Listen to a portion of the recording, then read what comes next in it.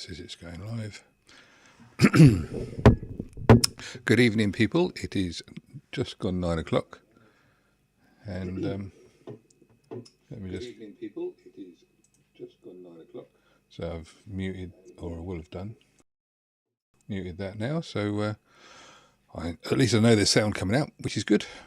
It's never a bad thing to know that you're actually broadcasting, because it's very easy in this day and age to be talking to yourself and work out that you actually are just talking to yourself, and that's not what we wanted to have happen. Anyway, right, okay, so that's doing that thing, and right, I can do my normal say hello, and anybody who's here, there's two waiting, says thank you for waiting. I apologise for the fact that it's an hour later this week, but had things to do which were important for my wife, and so therefore it had to happen, which is fine. And so I thought, well, nobody will really mind, because you know sometimes these things happen. I've postponed and altered things before to be here, and but today we couldn't, because it was booked by somebody else. There we go. So why have I got that on there? What's going out? Is that? And that's oh right, okay. I do apologise. I've got different things on different screens than what I was expecting to see, but then it makes perfect sense because I've got buttons clicked. As is normal, something did an update, and it didn't necessarily come in the way I expected it to. So yeah, gets to be fun, doesn't it? That's not right.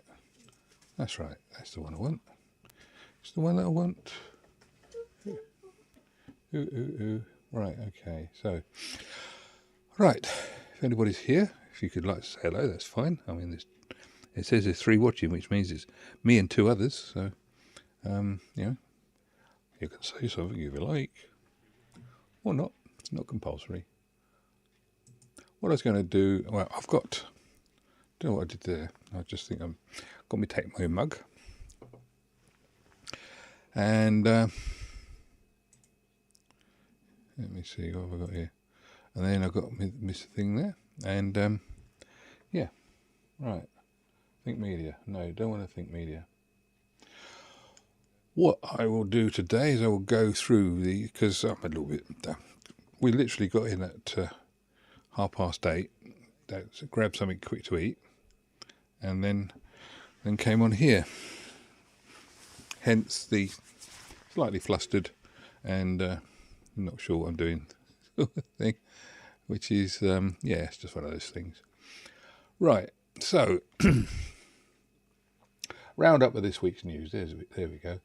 I've been doing a video on something that a lot of people would be interested in. I hope it's turning out to be a bit of a marathon. I had attended again up yesterday or this morning at the latest, but it turns out that in order to do it justice, it's going to take another couple of hours of editing, and even then it's still going to be a marathon. So it's trying to do what the review is on. Justice is the problem, and so yeah, that's that. Had some fun during the week doing some digital conversion from VHS. Having got the VHS to stop smoking, yeah, it's never a good habit to smoke, particularly when you're a VHS video recorder. And having got the digitalizer through from, I forget which one I got in the end. Digit Now, I think it was. Yeah. A little bit disappointed because, well, I tell you what, it's quite interesting. If you've ever dealt with video, you'd know. Westlife did something the other week about it, and he was saying that a video recorder he was using had a TBC in it. If you don't know what TBC is, it's a time-based corrector. Now, my standard VHS that I had didn't have that, and when I was trying to play the videos back, because it was playing okay, there was a video that I had from somebody who wanted it digitalized. PAL video, VHS, it's a 3-hour videotape, and when I started playing it, I was very disappointed. I mean, the picture quality wasn't marvellous, but more importantly, it was swinging left to right and up and down, and it's like an old TV thing. And also it was breaking up into snow. And the thing with the snow and stuff was that there was no black, it was in black and white, and it was really pretty naff. Now, what was on there, which was from 1990, I think, certainly possibly the 1980s, was of great value to the lady, but it was not going to come off very easily. Well, as it happens, I've got a DVD recorder. Now you may say, well, why'd you bother with a digitalizer if you've got a DVD recorder? Well, quite simply, I hadn't got the remote for the DVD recorder. But what I did do, and also, the trouble with DVD recorders is they only record to DVDs. It's got a hard drive in it, but you can't get the data off the hard drive other than by playing it back. So it's an analog device. It just happens to record digitally. And except for the sound, you can get out the sound via infrared. Infrared, and you've got HDMI. But other than that, it's an analog device. You put analog signals in, it does its thing, it does the magic, real magic, turns it into digital files, which it then records onto either a hard drive or onto the DVD. And then when you want to, it spits it out via RF output, composite output, S output, or RGB. Well, what do they call it? Not pure RGB, but the other one, the ones the Americans like. Anyway, so it comes out on that, and that's fine. So you can get HD out of it, except it doesn't do really upscaling. It just spits it out at SD. So that's what it does. And how do you get a digitalized signal out of that? Well, you can't. You're back into the analog domain unless you've got an HDMI to computer adapter, which means you're better off using a proper thing, which would have been fine, except that, like I say, it was all swiggy, doing all sorts of things. Good evening, Kelvin. Sorry, it's a little bit late.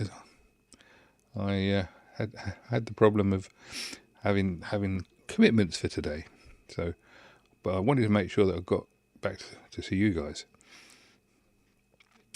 Yeah. Anyway, so having done all that, the TBC, I wasn't really full of much hope for the black and white bit, because obviously there was a problem with the tape. I figured the tape was stretched, which it probably is, a little bit curled, because I had played some other tapes which were fine. And so what I did was I plugged it into the DVD recorder, which has got TBC in it, and then took the output from that. It locked up solid with colour right from the initial go. A little bit of snow occasionally, but very, very occasional. And the no swinging side to side or up and down, it really, really makes a difference. So if you ever get the opportunity to do anything with a TBC, it's well worth having. It'll actually, I fed it with some PAL 60 or pseudo PAL or whatever you want to call it, 60 frames PAL type colour, and which is what you get when you play back an NTSC tape on a PAL machine that does output.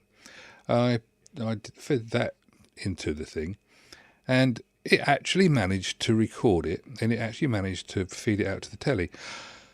Unfortunately, or fortunately, it locked up solid, had colour, but there was about that much at the bottom of, no, hang on, so we're talking about an inch and a half at the bottom of my 35-inch TV, where you could see the head switching, line switching, field blanking, and various other things. But the actual TBC had managed to lock a 60 cycles picture with PAL colour into a picture that you could watch, which I was pretty amazed. Kelvin, you've retracted your message. What message was it? Go on, try again. I was saying, because I'm assuming you weren't there at the time I started, I've got a major project which is being done, which I hoped to get out last night, but it hasn't. And with today's commitments, it hasn't happened yet, so it should be out tomorrow, which you may find of interest. And yeah, that was that one. I've got this thing working. I just thought I'd mention the fact that TV video, PAL, NTSC, CCAM, and all that sort of thing is really, really. We almost don't have a problem nowadays with TV and video and stuff. I mean, I've got a phone. It's a UK market phone. Kelvin, good to see you. I've got the VCR fixed. More Magic Smoke for now. Typos retracted. Oh, right. Yeah, no more Magic Smoke for now, no. But I am keeping an eye on it. But it did run for 3.5 hours the other night, which was pretty good. But if you can imagine watching somebody else's home movies for 3.5 hours, it was quite interesting, but it was not exactly gripping, if you see what I mean. But anyway, I was glad that it worked. Now I've got 3 hours of video on I've got it on my computer, which I've now got to try and get onto a DVD-R when I can find a DVD-R. And funny enough, I've just looked up and seen one, but I've got a big pot of them somewhere. I just don't happen to know exactly where they are just at the moment. So that'll be one of my next projects. But I will probably do a how to do how I've managed it type thing on that, because it's a lot more fiddly than you'd think. I've actually watched a couple of. I mean, I know about NTSC, PAL, CCAM, blah blah blah, and I was, as I was just saying, trying to get it out of a DVD recorder is a problem. I could just record the DVDs, which of course would be fine for this the 3.5 hour jobby, but I couldn't find the remote at the time. But more importantly, is I need to do these NTSC ones, and they need to go up onto the cloud. So good, don't need the DVDs. Bad, got to be able to sort out the video in a way that is handleable by the internet. So that's good. It was quite interesting watching 30-year-old video of London, to be honest. They went for a trip around London to show some relatives what London was like, and they got some interesting stuff like the Houses of Parliament, where one side was still black, where they hadn't scraped all the soot off, and the other side was pristine and sandy coloured. It's good. There's probably something that, I mean, this is just a thought, and anybody can throw in any thoughts, and they can put them in comments as well. When somebody passes away or passes on or leaves the country or does something, very often they've got a bundle of photographs or things, and they pass them down the family, which is fine. And so you've got Aunt Mildred's or Aunt Sally's photos and things. You've got pictures of your grandparents and stuff, and they're all on paper and cardboard and whatever, or glass plates and things. But the generation from the 90s onwards, I would have said 80s, but most people in the 80s didn't have the money for video cameras. I mean, there's a few around, but not everybody had them, so the film was still happening. But if you've got videotapes and stuff from we'll say the 80s or 70s, 80s, 90s. I've got some video from the 70s. Don't know where it is now, and that's exactly the problem. I've got loads of videotapes, and I've got stuff, and I have digitalised a lot of it, and I've put some of it on DVD. Unfortunately, DVDs die, so you have to try and copy them before they die. But when they go into an old house nowadays and they find photographs, records of paper records and things.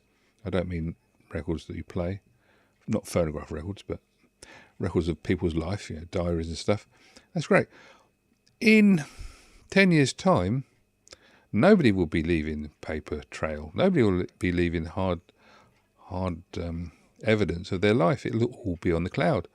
And one lightning strike, boom, everybody's life in that particular, wherever it is stored, will have gone. I mean, I've actually got the situation I had, and this shows you how fragile. I mean, I've been a bit. Many years ago, I had a load of. We went to Egypt, had lovely holiday in Egypt. Took all the photographs with digital camera, and stored them on a computer. And there was a virus came out called the Chernobyl virus, which was in honour of the Chernobyl disaster. So at a certain time, at a certain day, this virus wiped out a load of hard drives all around the world. And one of them was mine.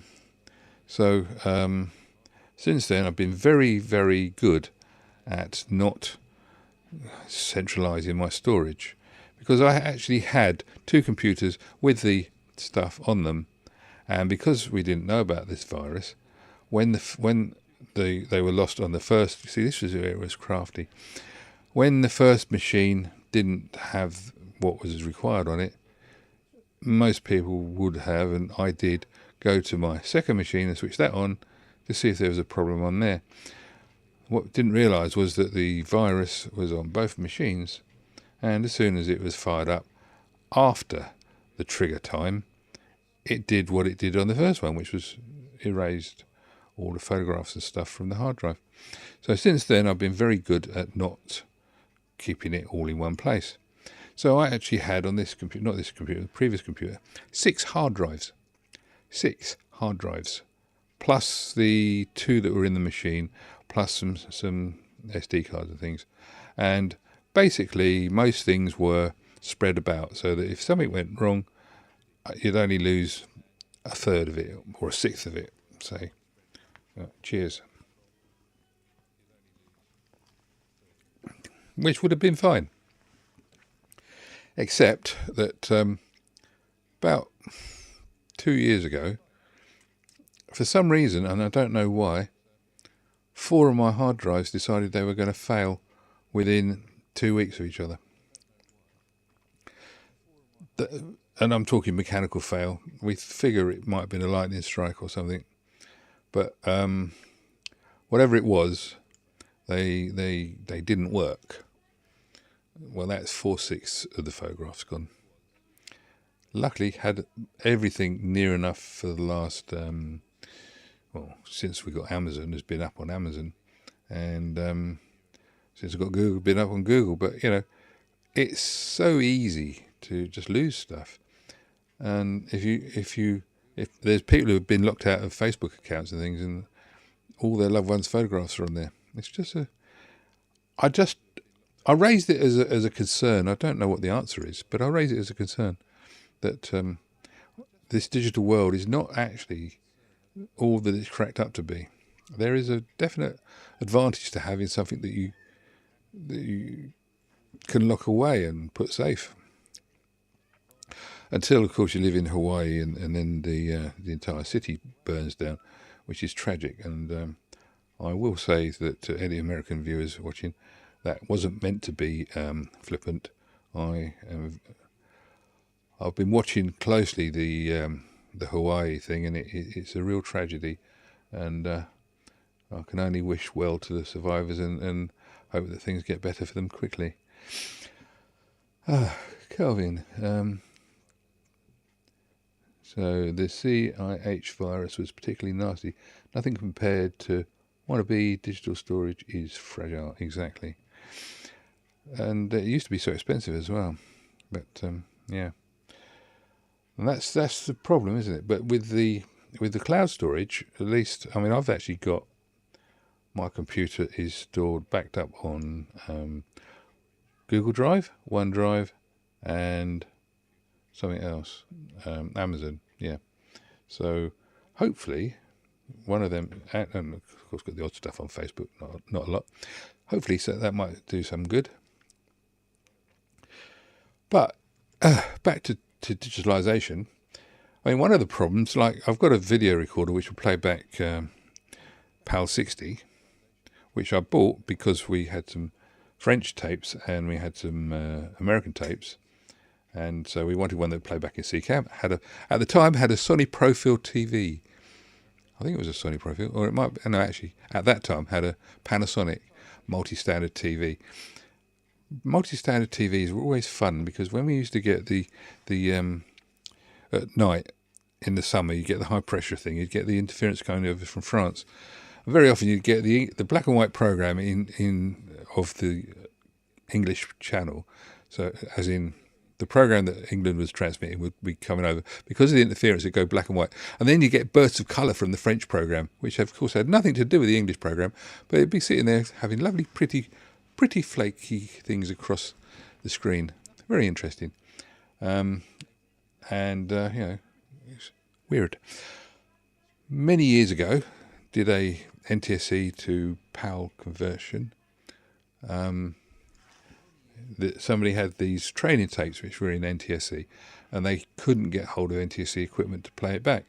So they wanted it converted, just a copy. And I had to go to the bank. Well, I didn't go to the bank. I went to a local. Do you remember there used to be audiovisual supply stores? There was one in Jarvis Cross. And I went there and I hired an NTSC capable U-matic video recorder, and I had the Profil TV, which was multi-standard and would take PAL, NTSC, all forms of NTSC, all flavours, and various things. And I had a fairly high grade Sony camera. And the guy said, he phoned me up and said, could you do anything about it? I said, well, probably, but it won't be broadcast quality. He said, no, I just need to be able to watch these on a PAL machine, on a normal VHS. So what I did literally was pointed the TV camera at the TV, which was multi-standard, got the right distance so that the Moiri patterns, because you couldn't do digital processing in those days. This was, I think it was late 80s, might have been early 80s, but anyway, it was possibly 80s, or it might have even been 90s. No, it was definitely 80s, sorry. And, well, the relevance of that is that I got this phone call from the bank manager saying, I've just had to authorise that you were good for £500,000. Said, what? Where did that come from? Apparently the Audiovisual Centre, in order to hire me the U-matic, which was about 50 quid for a couple of days, which, bearing in mind the time, that was a lot of money. They had insisted on a surety of £500,000 as a credit thing, and the bank manager in those days, they were quite good. He'd said, yeah, he's good for it. It's a proper business. So, let him have it. And so there I was. I had a VHS recorder recording a camera from a feed from a U-matic via a multi-standard TV. And whilst that sounds very Heath Robinson, actually, if you go back about 6 or 7 years in TV studios, if you ever remember the program Soap, that was being transmitted. That was an NTSC tape, and it was being transmitted on ITV 10:30 on a Friday, I think it was. And it was a really awful conversion, and that was done by pointing a broadcast quality camera at a broadcast quality monitor, and they literally did that. And the biggest problem with pointing a camera at a monitor was the difference in frame rate, because you would have had a flashing line. So you had to have a camera with a slow refresh rate so that you didn't get the strobing effect of the picture rolling. All good fun. Things were. Whereas nowadays, of course, I've got a 60 fields camera in my phone, and if I point it at a TV, Well, if you've seen my video on the video, you'll see that there was some funny green lines. Now that I checked, that was purely on the plasma TV. The picture was pristine, and the greeny yellow lines were only when I pointed my camera at it, seen on there. When I pointed my camera at an LCD monitor, it was fine. So it's something to do with being plasma. I can only assume that the radiation from the light radiation isn't all in the visible spectrum, and you know that video cameras can pick up stuff that we can't see. Well, there's obviously some funny colours coming off my plasma, because that's a genuine plasma. I'm not using the word plasma to mean LCD, TFT, or any of those things. It's a genuine, if you leave a picture up too long, it burns in plasma. Cost me an arm and a leg. 2000, I think it was. Bought that 2001. Yeah.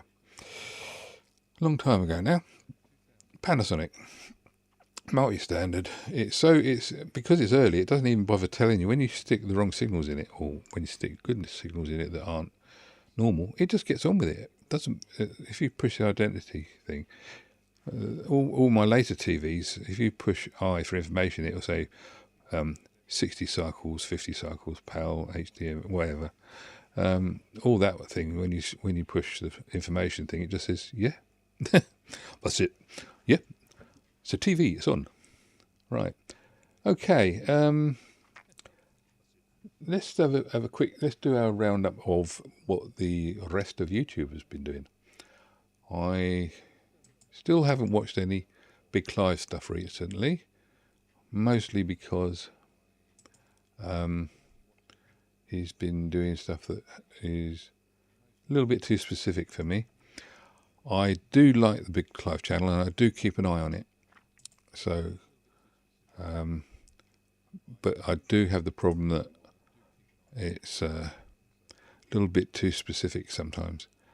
But let's have a look. What have I got on here? I'm just looking on my subscriptions.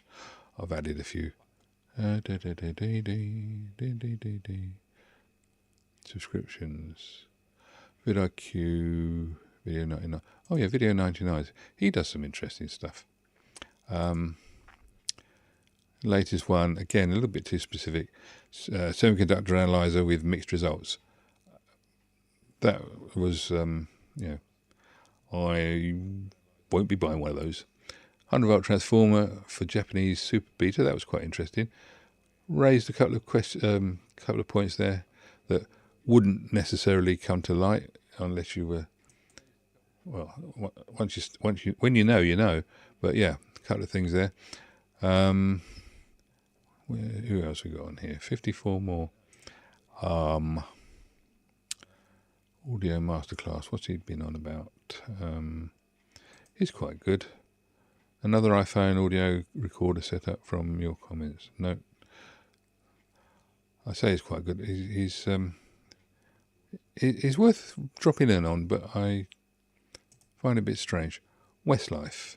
Oh yeah, he did the Funai ones last week, which was quite interesting.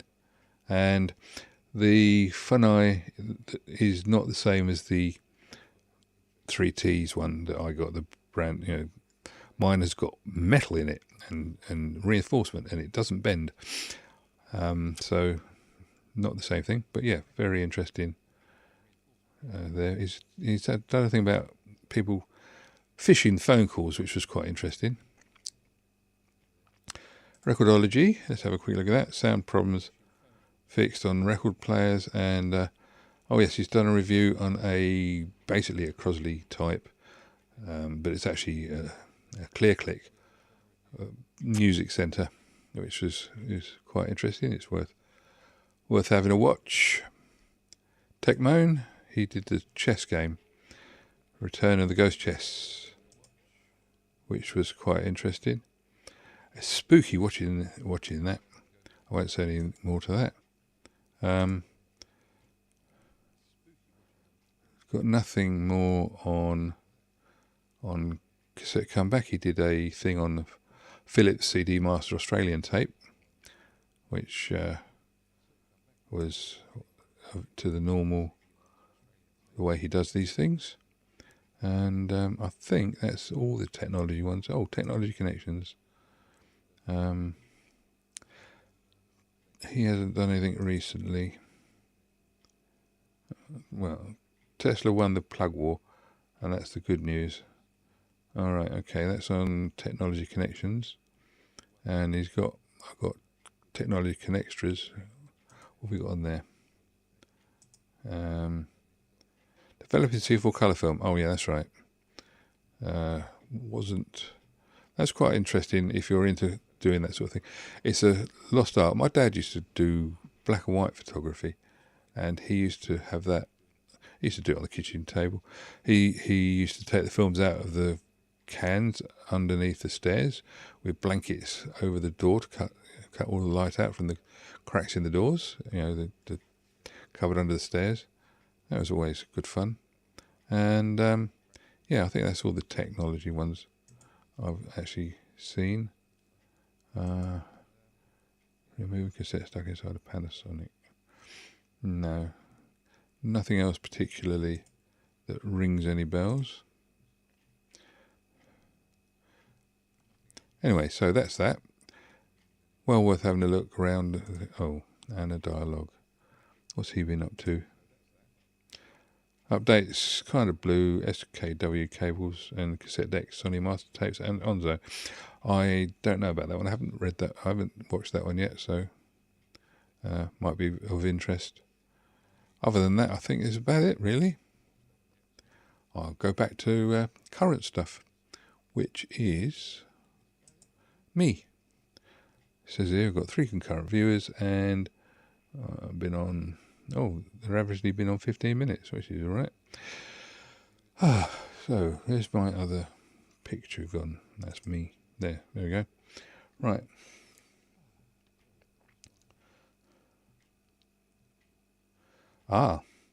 So I didn't actually click on Big Clivesman.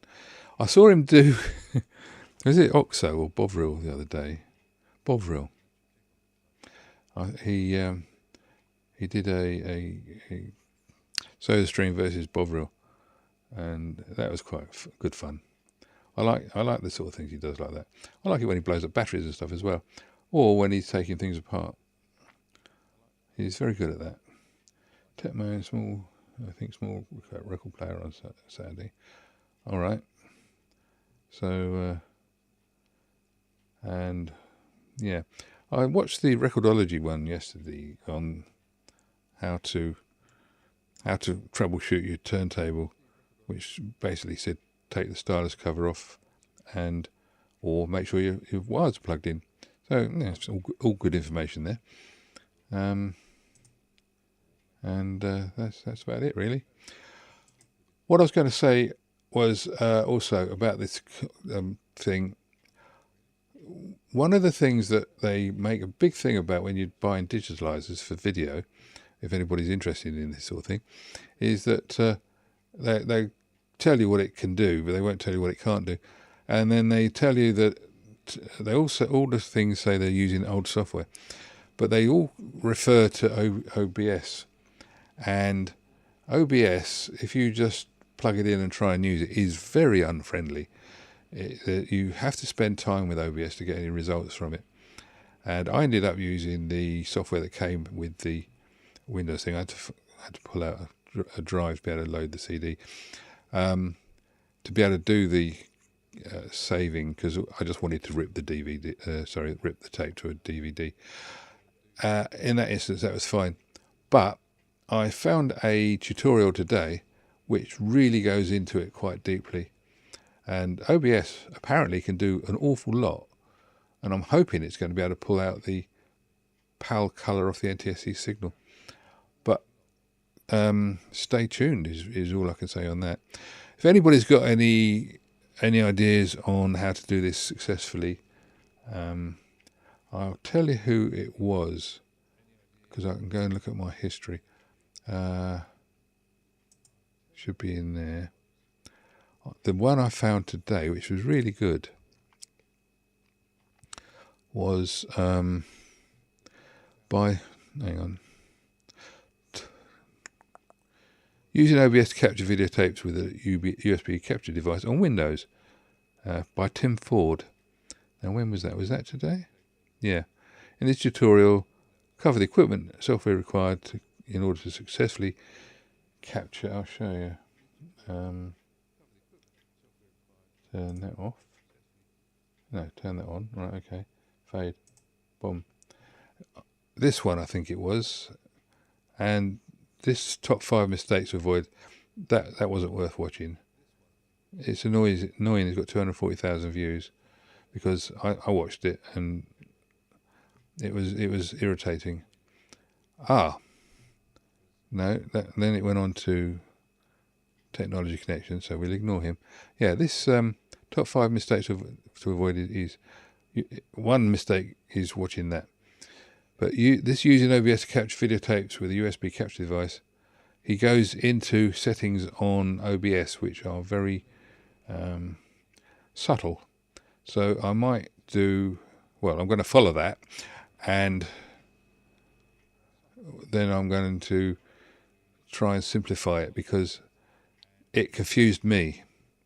And whilst I don't claim to be a genius or anything silly like that, if something confuses me, I like to, I assume if it confuses me, it's going to confuse other people. So I think that's probably fair to say.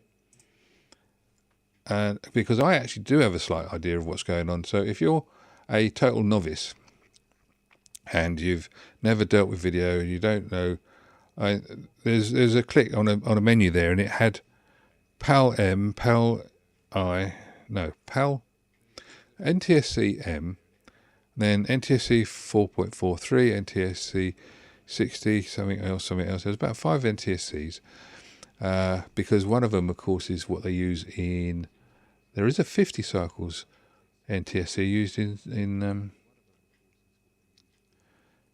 there's a 50 cycles, I think it is, NTSC used in Brazil, or it's 60 cycles PAL. I can't remember exactly what it is, but anyway. So there's all of that, and then then it had PAL M, PAL I, PAL BG, all these different things, and various other stuff. So it's well worth, I think, going through it and finding out what's what, so that I can tell people what's important and what isn't. That's just me. Maybe I'm being a know-it-all, but I'm not a know-it-all because I don't know it all. What I'm going to do is I'm going to research it and try and find the simplicity in it so that people can do it without getting confused. There was an interesting thread on one of the cassette deck Facebooks today, where a guy is asked about azimuth again, and so half the answers were absolutely spot on, the other half of the answers were sort of right, and the other half of the answers were downright dangerous. Now you're going to say, hang on Gary, you can't have 3 halves. Well, you can, because some of the answers were half right and half wrong. Some of the answers were half right and in some ways more than half right. So they were, sort of, you can have more. The sum is greater than the parts and all that sort of thing. But it's the same old question, and Kelvin knows what I'm referring to. It will be, so I did just put a message on saying, if it isn't broke, don't fix it. And if the screws are sealed, leave them that way. Because one guy said, if you do the azimuth, you're going to have to demagnetize the head, because as soon as you get metal tools anywhere near the head, you have to do the demagnetization. And another guy was saying, and this is one of the half-right ones, he was saying he'd been working in broadcast for years, and they never ever used any test tapes or anything. They just twiddled the screws until it sounded right, and used the gauges on the machine. Well, to be honest, that's perfectly acceptable. That's like watching a brickie putting bricks up, and he's done 1,000 bricks an hour for the last 20 years. He can do things with bricks that you or I can't do. And somebody who's playing with a broadcast studio tape deck, he can do things that you and I can't do, and he can get good results. I can do things that people can't do and get good results. And my wife sometimes, she says, well, how come it works for you and it doesn't work for me? Whatever it may be. And I say, well, for the same reason that when you do something that I can't do, it works for you and it doesn't work for me. It's just skill. Yes, DMAG.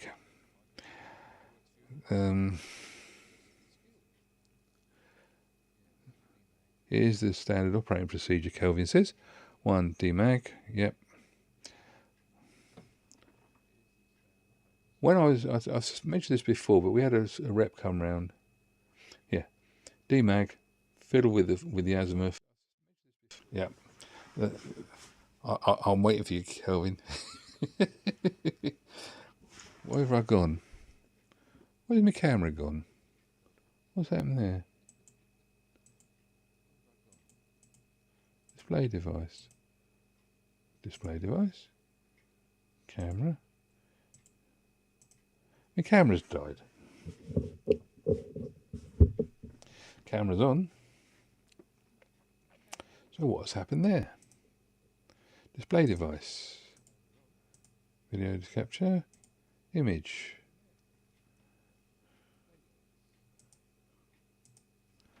Ooh. Change the belts even if the deck doesn't have them. Yep. Full recap. Oh yes, that was the other one I was going to mention. You're on the same group. You'll probably have seen there was one about that as well. I have no idea where my picture's gone. I don't know how to get it back. Video capture device, which is that one, and display capture. Right, okay, that's that one. So if I turn that off, bring that back. Change the belts unit, yeah. Boom, boom, boom, boom. That's strange. The light is on the camera. I can't unplug it and plug it back in again. So where on earth? Maybe I ought to click it on it as a new source. Add a source. Hang on. Never had this before. Video capture, window capture. Right, okay. Image source. Now what's it called at the moment? It's called image, I guess. That's, yeah. Oh, okay, that's display. Video capture device. Turn that off. Turn that off. Video capture device should be there. But what's happened? Broadcast. Performance. Give us there. Ooh.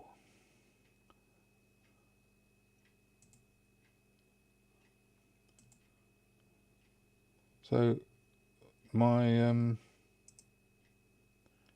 my camera's gone down as far as that's concerned. Let's try turning it on to direct camera. Bear with people. Change it, yeah, okay. So let's see. If I go direct onto the camera,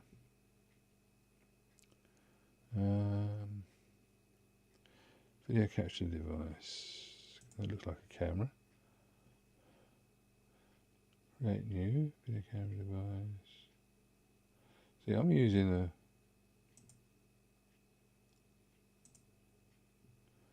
Right. Oh, that's raw. Oh, don't want that. But does that mean now that broadcast still hasn't got it? Right, okay.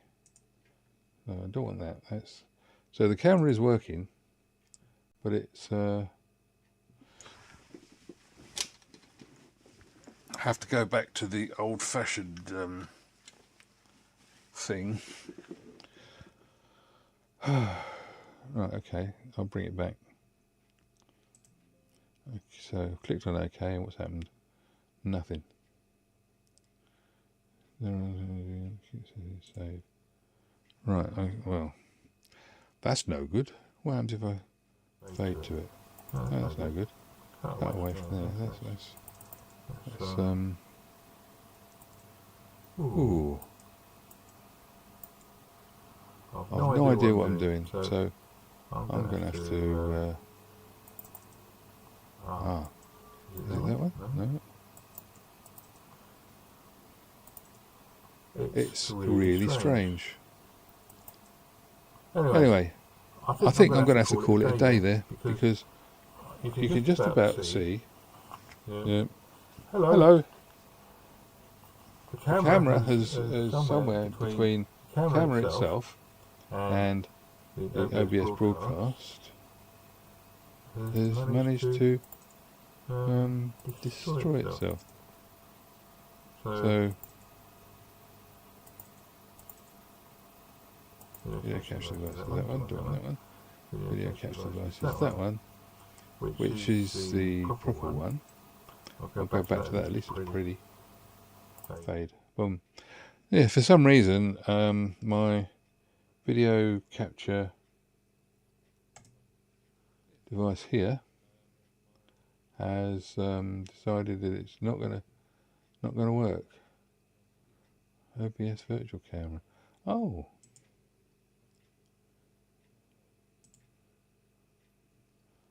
The source camera is busy. I have no idea what's happening there. How can the source camera be busy? Because I've turned it onto here now, of course. Oh dear. Anyway, okay then, chat. Sorry about this. I'm going to have to disappear. It's been one of those. I mean, at least it was a smooth start. And let me see if I can bring back anything that looks anything like anything. No. Right. Well, as you can see, major technical problems. So I shall have to say goodbye to you now, and I'll catch you another time. Sorry about that, but this is not the best way to have TV. So cheers and goodbye. And as I say, I do apologise. Thank you, Kelvin, for coming, and keep your eyes peeled. There might be something of interest to you coming up in the next couple of days. Thank you.